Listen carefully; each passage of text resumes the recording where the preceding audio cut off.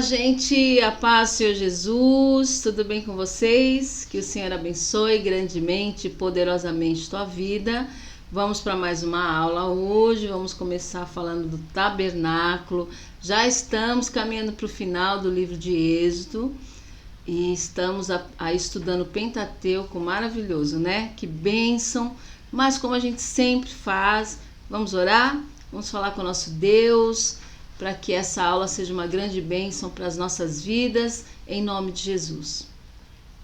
Pai, nós queremos te agradecer, Senhor, te louvar, te bendizer por esse momento que é precioso, dizer que nós te amamos, dizer que nós te bendizemos, e a ti, somente a ti, Senhor, seja toda honra, toda glória, todo louvor, todo domínio. Fala conosco, Pai, direciona a nossa vida, em nome de Jesus. E que seja feito hoje, sempre, todo o teu querer.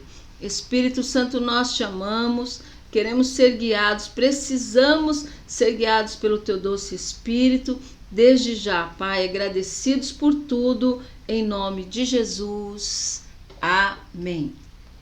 Vamos falar um pouquinho do tabernáculo nessa aula, e talvez a gente continue umas 2 aulas falando sobre o tabernáculo, para então entrarmos no próximo livro, que também vai ser bênção, em nome de Jesus. Êxodo 40. Falou mais o Senhor a Moisés, dizendo: no primeiro mês, no primeiro dia do mês, levantarás o tabernáculo da tenda da congregação. Porás nela a arca do testemunho e cobrirás a arca com o véu. Depois meterás nele a mesa e porás em ordem o que se deve pôr em ordem nela. Também meterás nele o castiçal e acenderás as suas lâmpadas. Porás o altar de ouro para o incenso diante da arca do testemunho. Então pendurarás a coberta da porta do tabernáculo. Obrigado, Pai, pela leitura da tua palavra, Senhor, em nome de Jesus. Amém. Glória a Deus. Hoje nós vamos falar um pouquinho sobre os recursos materiais que foram, com qual foi feito o tabernáculo, e depois nós vamos explicar o porquê, né? Qual é a revelação de Deus para nós na construção do tabernáculo. A gente tem certeza absoluta que foi Deus o arquiteto que fez a planta do tabernáculo, e quão tremenda a revelação desse acontecimento e quão precioso é para nós cristãos essa passagem bíblica. Deus ordenou no monte que Moisés fizesse um santuário para Deus habitar entre o povo. Este santuário deveria ser rigorosamente construído segundo o modelo que Deus havia dado a Moisés no monte.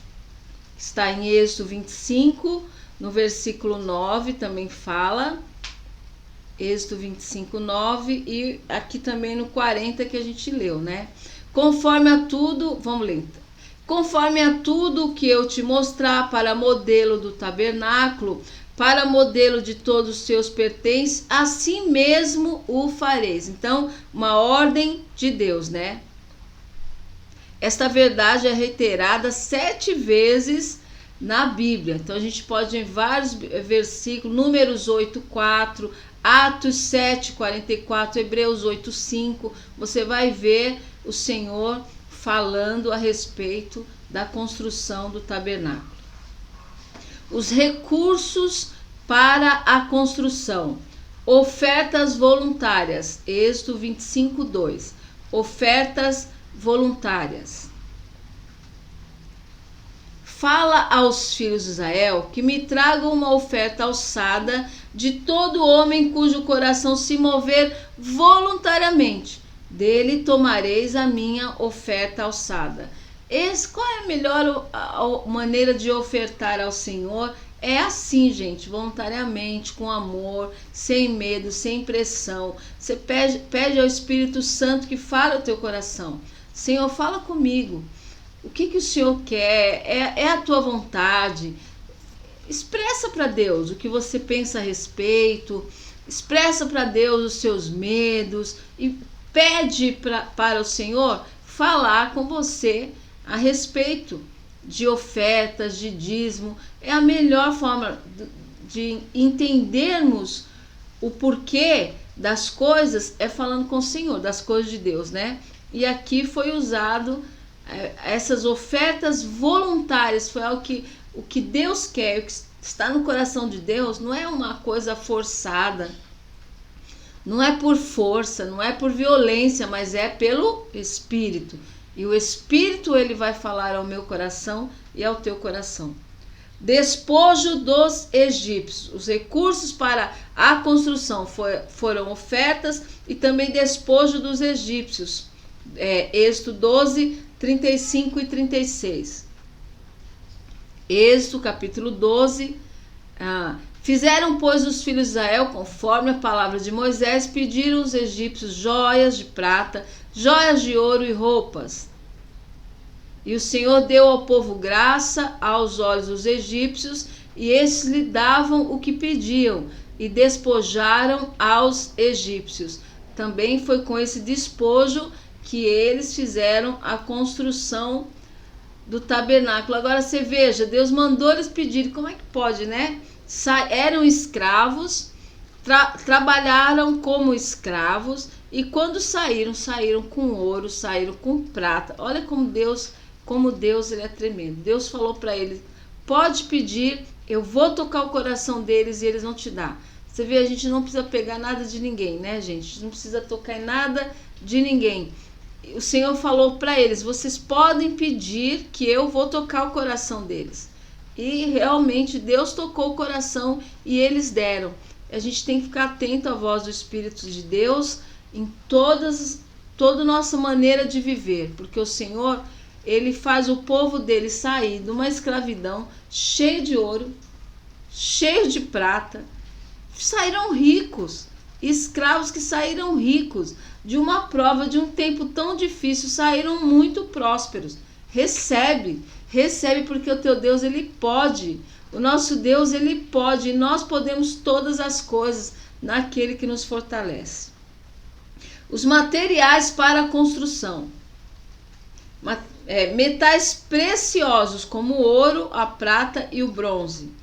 Pedras preciosas, ônix e pedras de engaste.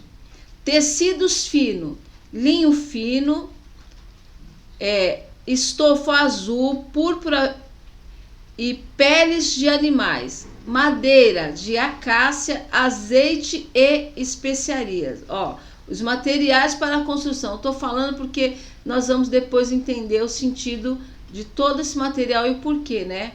Então, metais preciosos, o ouro, a prata, pedras preciosas, o linho fino, peles de animais, madeira, acácia, azeite e especiarias.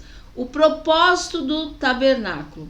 Um santuário para a habitação de Deus. Êxodo 25, 8. Êxodo capítulo 25. E me farão um santuário e habitarei no meio deles. Um santuário para a habitação de Deus. O centro da vida social, religiosa e moral de Israel. Números capítulo 2, versículo 17.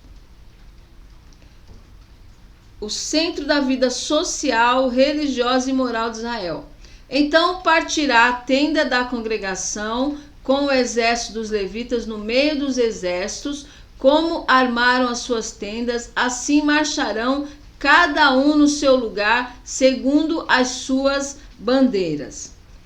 Representar realidades espirituais através de realidades materiais. Uma sombra da verdade, né? Uma revelação que seria entregue ao povo através de realidades materiais, através da construção. A madeira tem um sentido, as cores têm sentido, tudo que Deus colocou tem um sentido e tem uma revelação para nós. Uma sombra da verdade da obra de Cristo. Hebreus 8, versículo 1 e 2.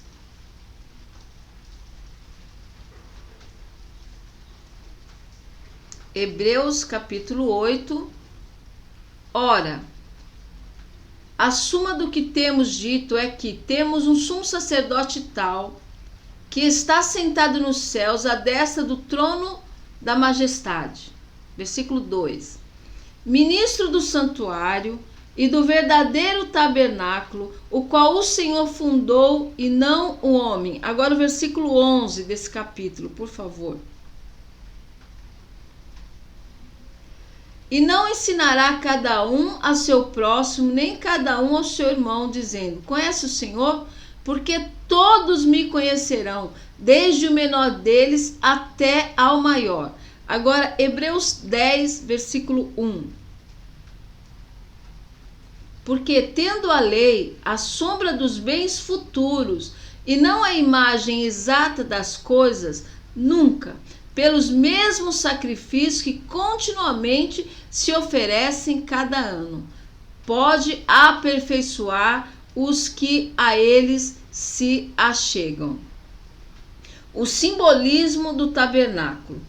Há uma grande dificuldade relacionada a este ponto, pelo fato de muitos comentaristas e pregadores assumirem uma péssima tendência de atribuir todos os elementos do tabernáculo a Cristo e sua obra. Este extremo tentam achar Cristo onde ele não está. E o outro extremo é negar qualquer simbolismo de Cristo no tabernáculo. Nesse estudo buscaremos nos atentar ao significado, propósito original do tabernáculo para Israel, e com a confirmação do Novo Testamento traçaremos os paralelos existentes. Então, existem os dois extremos. Para muitos estudiosos, tudo fala de Cristo, e para outros, nada fala de Cristo. Então, é um extremo absurdo tanto dos dois lados, né? Por isso que a gente tem que estudar a Bíblia, e estudar e viver estudando, e cada dia estudando, cada dia buscando mais, porque muito tem a palavra de Deus para nos ensinar. Não podemos ser extremistas sem antes conhecer a palavra, sem antes buscar. Você não pode simplesmente ouvir, você tem que ler, você tem que confirmar onde está escrito na Bíblia, você tem que ter registrado isso. Tudo que a gente está falando aqui está na apostila, você vai poder estudar na apostila os capítulos e versículos da Bíblia para você entender a palavra de Deus, né, sem ser extremista, de escutar alguém falar e não comprovar na Bíblia. Precisa ser comprovado na Bíblia. Eu não posso simplesmente, eu acho que o azul do tabernáculo não é bem isso que falam. Não adianta eu achar. Eu tenho que confirmar na palavra, eu tenho que saber o porquê que eu estou falando, o que eu estou pensando. Eu acho isso. Não adianta, não se expressa um achismo da palavra. A gente tem que estudar, e o que está escrito é verdade e digna de toda aceitação. Então não se preocupe, não tema a tudo que você escuta e o que vem às vezes ferir a nossa fé. Está na Bíblia, está na Bíblia, descansa, fique em paz. É isso que a gente precisa, confirmar na palavra, sempre, amém? Vocês veem, gente, que lembrei aqui algo para falar para vocês, que nos meus estudos eu não fico pontuando para vocês e dizendo para vocês lerem livros, né? Ainda não, porque nós estamos numa teologia básica. Nós temos que ler, antes de qualquer coisa, antes de qualquer outro livro, a gente tem que ler a Bíblia. Eu preciso incentivar vocês a ler a Bíblia. Se a gente coloca aqui muitos livros, e às vezes eu não consigo entender por que tantos livros, Deus? Por que tantos livros? Por que tantos livros? Até eu descobri, não faz muito tempo, que infelizmente, tá, gente? Muitos teólogos, eles ganham para falar de livros, para anunciar livros. Não, tudo bem, eu acho importante, eu leio livros, é importante ler livros. Nossa, então eu não posso ler livro? Lógico que pode. Então, eu não indico ainda, não estou indicando, porque a necessidade da igreja ler a Bíblia é urgente, urgentíssimo. Então, por enquanto, a gente está falando tudo aqui na palavra e ensinando a palavra, incentivando você a ler a Bíblia. Depois que a gente lê a Bíblia, nós vamos também ler, tem muitos livros muito maravilhosos, todos baseados na palavra de Deus, mas eu acredito, gente, que antes da gente ler a palavra, da gente estudar na Bíblia, é perigoso. Eu não posso pegar um versículo com outro versículo e tirar uma ideia disso. Eu tenho que estudar os livros, eu tenho que estudar a história, acompanhar passo a passo para eu não ficar confundido, entende? Então, é por isso que eu ainda não indico. A minha indicação é Bíblia, livro, a história bíblica para a gente entender e não cair em erros e ser enganado, em nome de Jesus. Então vamos lá. A presença de Deus. O simbolismo do tabernáculo, né? Vai falar da presença de Deus. No Santo dos Santos, simbolicamente, estava a presença de Deus. Os querubins simbolizavam a referência do culto a Deus. Haveria seres celestiais diante da presença de Deus. Olha que lindo! Então, no tabernáculo existia o lugar chamado Santo dos Santos, né? E ali representava a presença de Deus. E para chegar no Santo dos Santos tinha o véu, e aí, glória a Deus, o véu foi rasgado, e nós temos esse livre acesso. Você pode chegar no Santo dos Santos, na presença do Deus vivo, através do sangue de Jesus. Nós não podíamos chegar, somente os sacerdotes chegavam, mas Jesus, o véu foi rasgado, e quando você vê que o véu foi rasgado de cima para baixo, né? O véu foi rasgado, você tem o livre acesso, você pode chegar no Santo do Santo, você pode estar na presença de Deus, você pode viver na presença de Deus através do sangue de Jesus. Aproximação de Deus. O tabernáculo, com seus móveis, mostram os passos a serem seguidos pelo homem para se apresentar diante de Deus em adoração, né? Então vamos ver.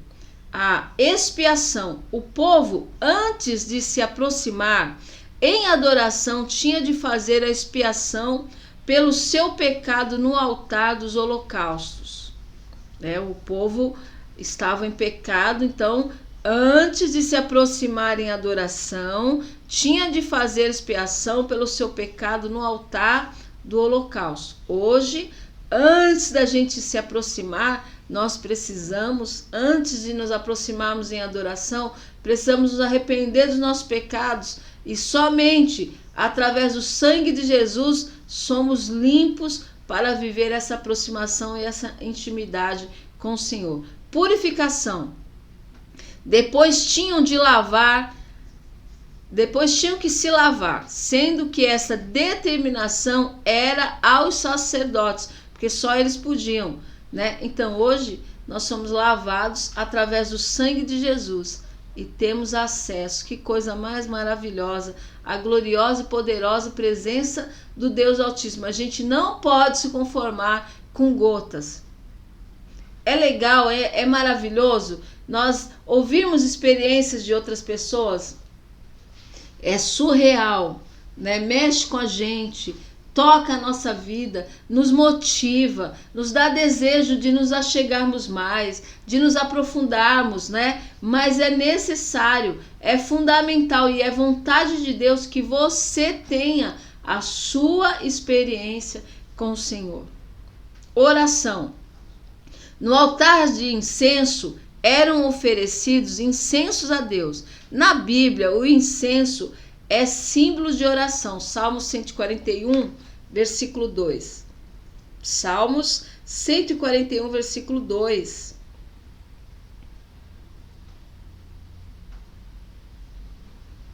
Suba a minha oração perante a tua face como incenso, e as minhas mãos levantadas sejam como o sacrifício da tarde.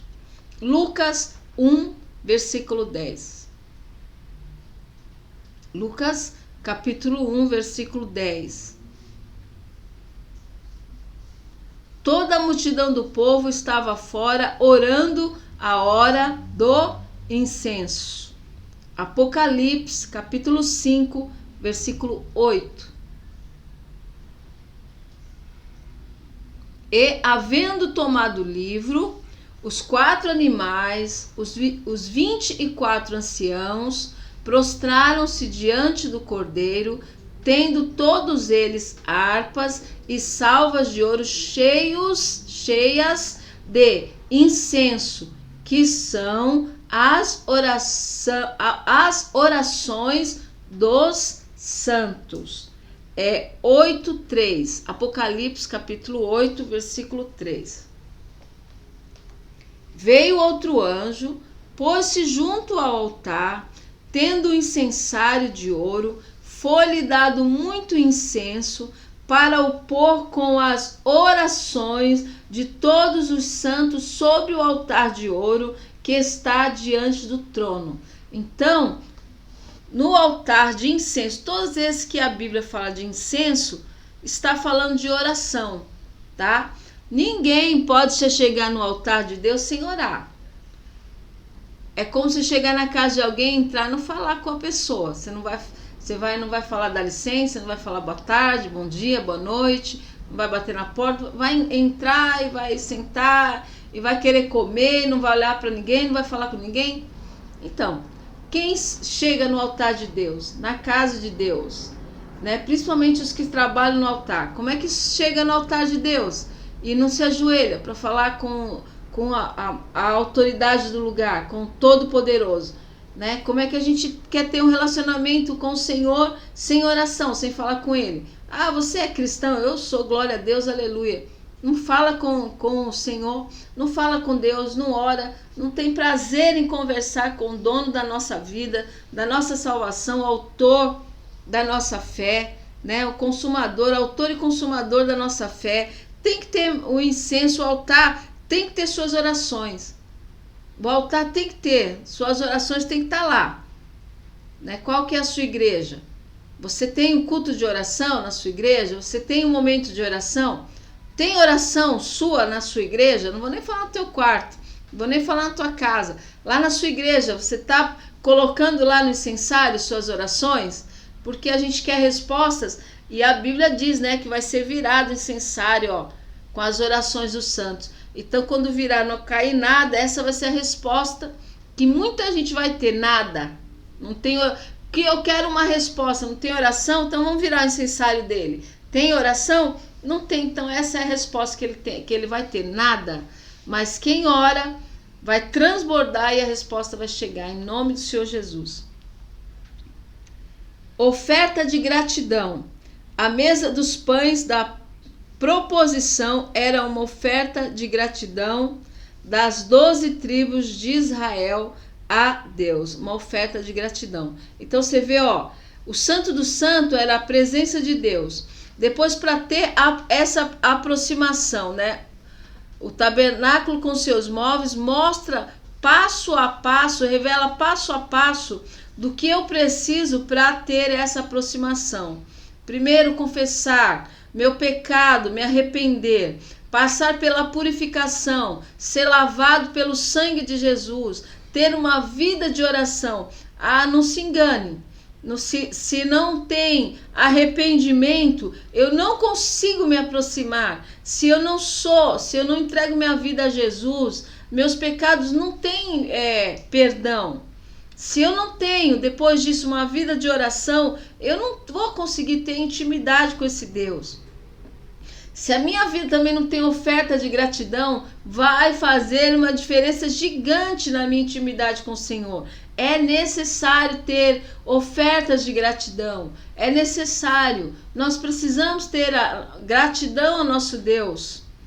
Iluminação e testemunho. O candelabro de ouro, que é o menorá, ficava aceso o dia todo, diariamente.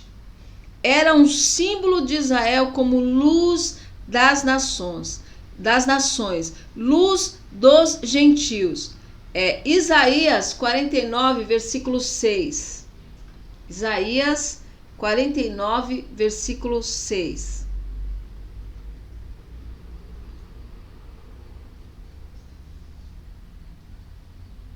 Vamos ver Isaías 49, no versículo 6. As suas teias não prestam para vestes, nem se poderão cobrir com as suas obras. As suas obras são obras de iniquidade e obras de violência há nas suas mãos. Então, nós somos um testemunho. Tudo na nossa vida vai aparecer. Nada vai ficar em oculto. A luz de Cristo vai revelar tudo. Todos os nossos erros, todas as nossas falhas. Deus, ele vai apontar para nós aonde precisa ser lavado, aonde precisa ser purificado. Se você quer se aproximar, se você quer se achegar, se você quer viver uma vida com o Senhor, saiba também que você é luz, né? Que tudo vai vir à luz, tudo vai aparecer. E glória a Deus por isso. Isaías 60, no versículo 1 ao 3. Levanta-te e resplandece, porque vem a tua luz, e a glória do Senhor vai nascendo sobre ti. Porque eis que as trevas cobriram a terra, a escuridão os povos, mas sobre ti o Senhor virá surgindo, e a sua glória se verá sobre ti. E os gentios caminharão à tua luz, e os reis ao resplendor que te nasceu. Olha que coisa mais linda, né? Quando há a limpeza, vem a luz do Senhor, mostra os nossos erros, nossas falhas, pecados, e somos lavados pelo sangue de Jesus. Levanta e resplandece, porque já vem a tua luz. E a luz que vai brilhar em nós, gente, é uma luz que vai guiar os gentios, que vai trazer as pessoas para Cristo. Elas vão querer saber que luz é essa na tua vida. Então, é a iluminação do testemunho. É a iluminação que aponta a mudança na minha vida. Nossa, quem ela era. Olha a mudança, a gente pode ver. A gente pode ver um linguajar diferente. A gente pode, como brilha, que luz maravilhosa existe na vida dessa pessoa. Então é a iluminação que vai apontar o testemunho de vida, de transformação das nossas vidas. Romanos 2:19. Romanos capítulo 2:19.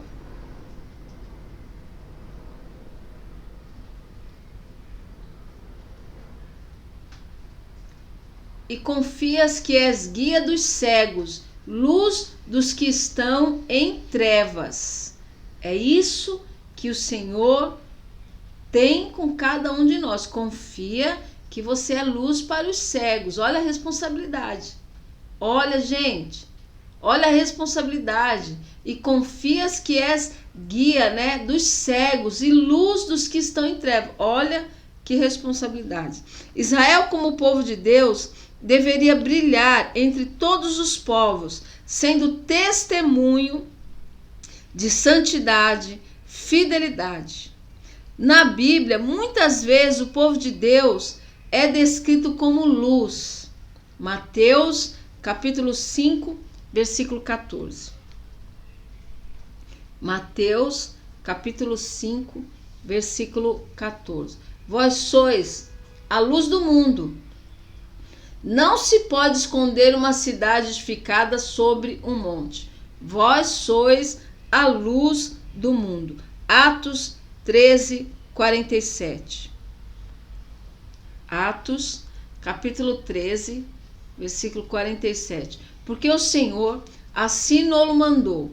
Eu te pus para a luz dos gentios, a fim de que sejas para a salvação até os confins da terra. Então, a luz que é em nós é uma luz para testemunho. Efésios, capítulo 5, versículo 8. Efésios, capítulo 5, versículo 8. Porque no outro tempo eres trevas, mas agora sois luz no Senhor. Andai como filhos da luz. Apocalipse, capítulo 1, versículo 12. Apocalipse, capítulo 1, versículo 12. Virei-me para ver a voz do que falava comigo. E virando-me, vi 7 castiçais de ouro. Apocalipse 1:12, agora Apocalipse 1, versículo 20. O mistério das 7 estrelas que viste na minha destra e dos 7 castiçais de ouro. As 7 estrelas são os anjos das 7 igrejas, e os 7 castiçais que vistes são as 7 igrejas.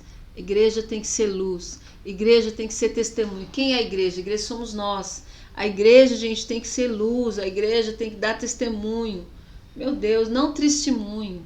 A igreja tem que ser luz. A igreja, as pessoas têm que olhar para nós como igreja de Cristo, ter esperança de mudança. Olhar e dizer, nossa, essa pessoa mudou, ela está transformada. Quem era? Como é bom a gente ouvir um testemunho de mudança, de transformação na vida das pessoas. Como é bom a gente ter essa presença, essa luz maravilhosa, a luz de Cristo, que hoje diz, vós sois a luz, né? A luz como testemunho, a luz como transformação, somos transformados, fomos resgatados, limpos, lavados.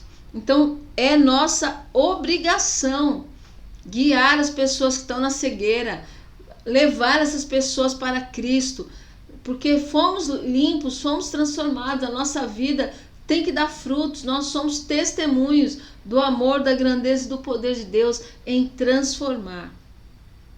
O Filho de Deus, Cristo no tabernáculo. Cristo é o verdadeiro tabernáculo.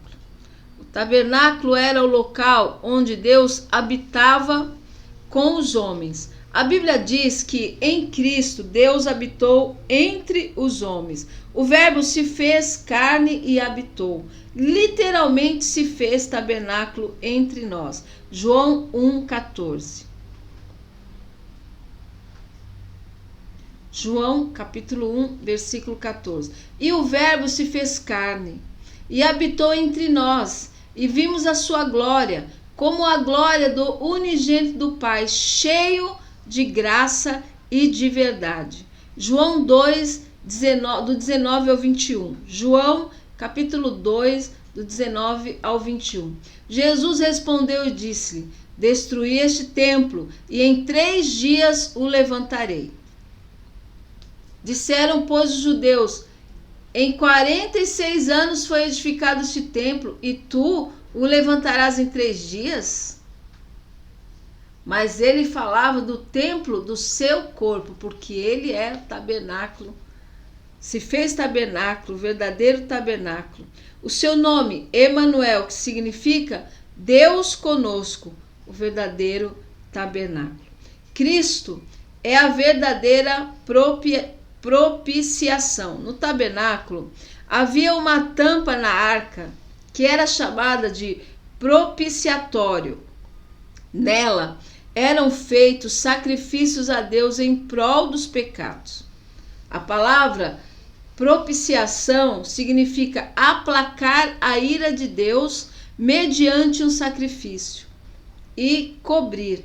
O Novo Testamento afirma que Cristo foi a propiciação pelos nossos pecados e de todo o mundo. Romanos 3:25. Romanos capítulo 3, versículo 25. Ao qual Deus propôs para a propiciação pela fé no seu sangue, para demonstrar a sua justiça pela remissão dos pecados dantes cometidos sob a paciência de Deus. Hebreus 2:17. Hebreus capítulo 2, versículo 17. Hebreus 2:17. Por isso, convinha que em tudo fosse semelhante aos irmãos, para ser misericordioso e fiel sumo sacerdote naquilo que é de Deus, para expiar os pecados do povo. 1 João, capítulo 2, versículo 2. 1 João, capítulo 2, versículo 2. E ele é a propiciação pelos nossos pecados, e não somente pelos nossos, mas também pelos de todo o mundo. 1 João 4:10. 1 João, capítulo 4, versículo 10. Nisto está o amor, não em que nós tenhamos amado a Deus, mas em que Ele nos amou a nós e enviou seu Filho para propiciação pelos nossos pecados. Cristo é o verdadeiro sacrifício pelo pecado. Haviam sacrifícios diários no tabernáculo em prol do pecado do povo, mas o Novo Testamento afirma que Jesus foi o sacrifício único, perfeito e definitivo pelos pecados do mundo. Hebreus 9, 26. Hebreus capítulo 9, 26. De outra maneira, necessário lhe fora padecer muitas vezes desde a fundação do mundo. Mas agora, na consumação dos séculos, uma vez se manifestou para aniquilar o pecado pelo sacrifício de si mesmo. Hebreus capítulo 10, versículo 12. Hebreus 10, 12. Mas este, havendo oferecido para sempre o único sacrifício pelos pecados, está assentado à destra de Deus. Versículo 18, 10, 18. Ora, onde há remissão destes, não há mais oblação pelo pecado. João 1, 29. João capítulo 1, 29. No dia seguinte, João viu a Jesus que vinha para ele e diz: Eis o Cordeiro de Deus que tira o pecado do mundo. A gente quer encerrar essa aula aqui falando isso.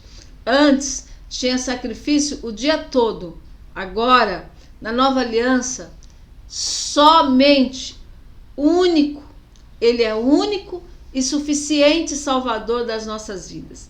Somente através do sangue de Jesus, do sacrifício dele na cruz, é que nós encontramos salvação. Não tem outra forma, não tem obras, não tem homem bom, não tem nada que possa trazer a salvação. Ninguém vem ao Pai senão por mim. Isso é muito importante, muito importante. A todos os caminhos levam a Deus.